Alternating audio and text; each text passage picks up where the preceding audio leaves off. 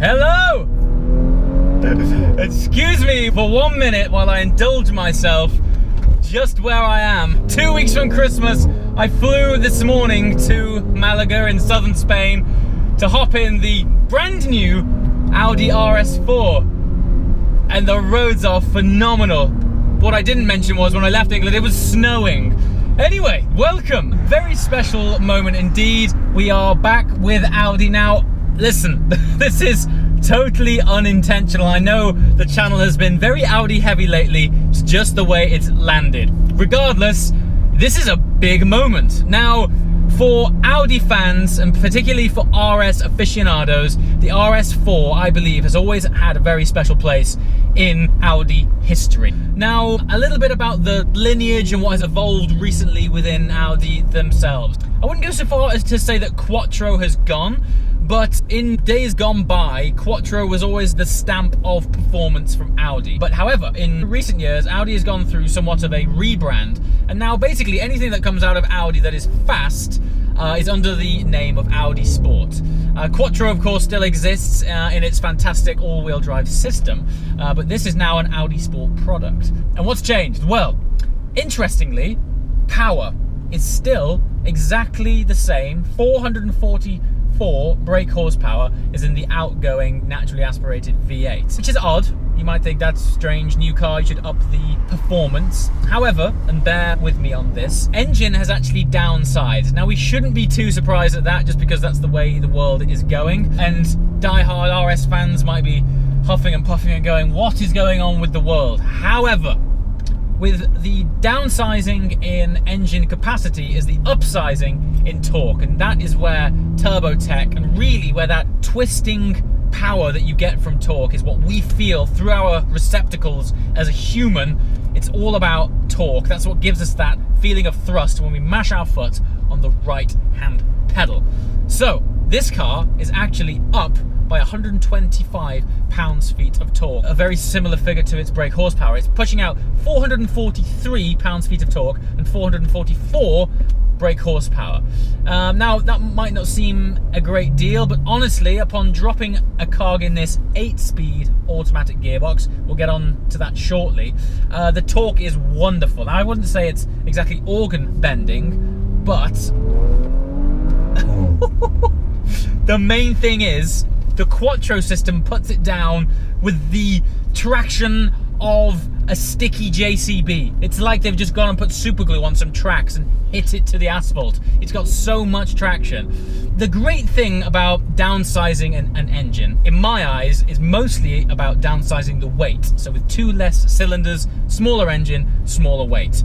Now, I haven't got the previous car fresh in my mind and fresh in my feel, but I do recall that car feeling a tad on the heavy side.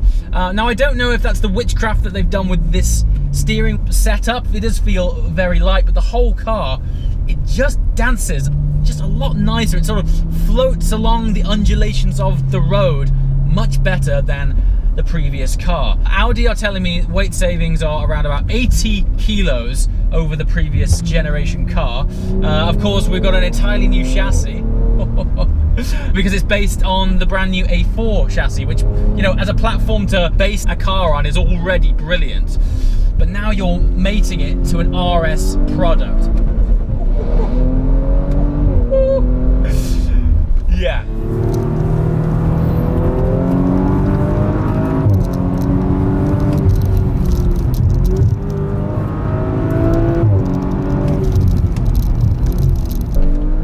I'm happy to report that the understeer that was ever so prevalent, the torque is thick.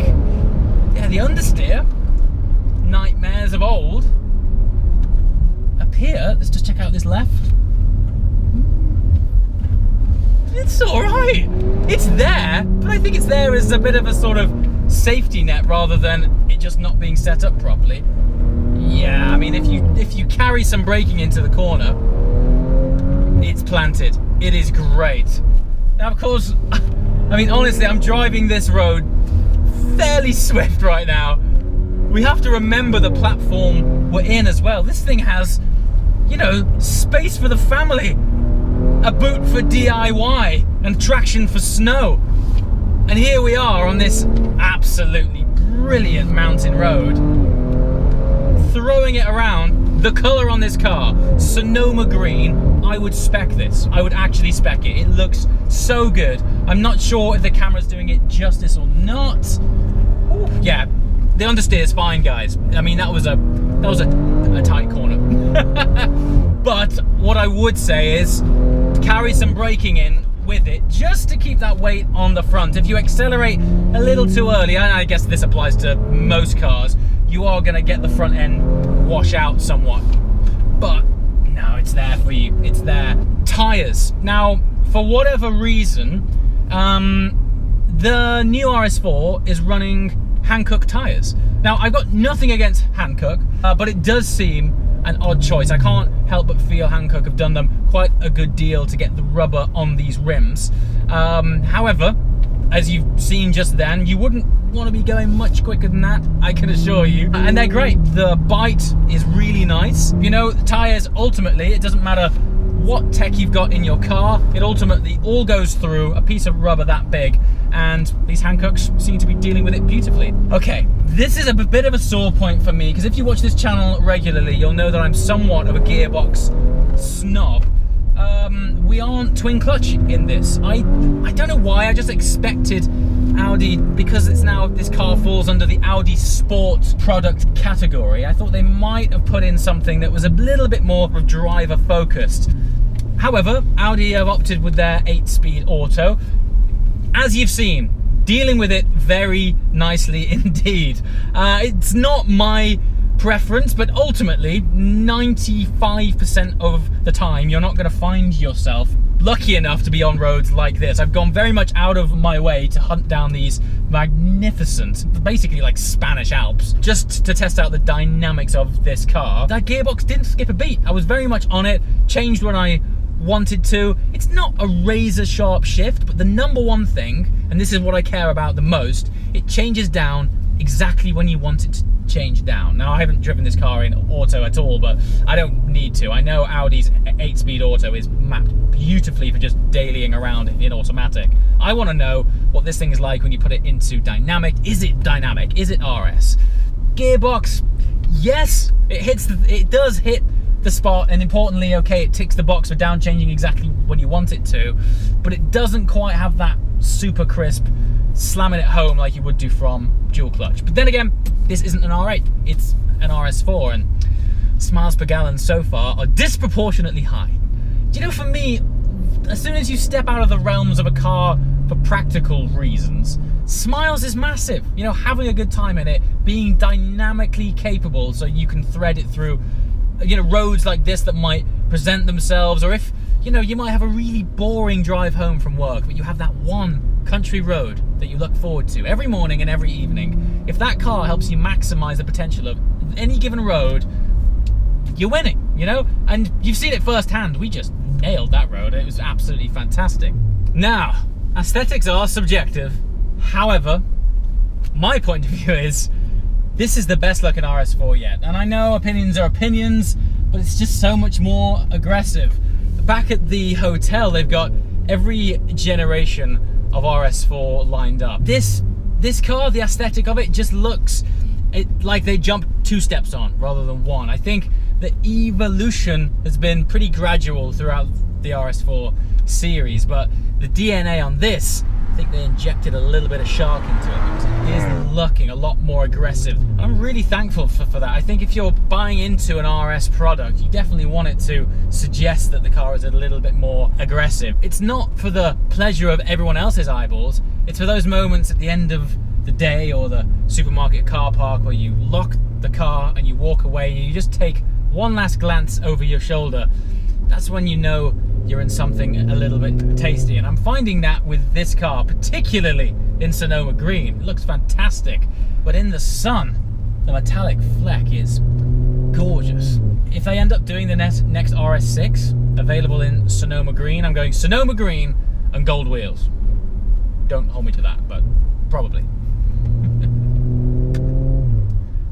Now, I know this goes without saying, but I think it would do this car a disservice if we didn't talk about the interior quality. Small touches for me. What I really like is that they've gone Audi exclusive on this particular car, and they've had matching green stitching to the Sonoma green bodywork on the outside. I've noticed, spending a lot more time recently, as you'll know, with Audi, their attention to detail is actually much higher than I think we give them credit for, particularly on their exclusive series. The things they do. I'm not sure if you've seen on the seat belts of the R8 V10 Spider, there's an option to have microphones stitched into the seat belt so that you can make a clear phone call when the roof is down. It's a really nice touch. It's something you probably wouldn't ever see if someone didn't point it out to you.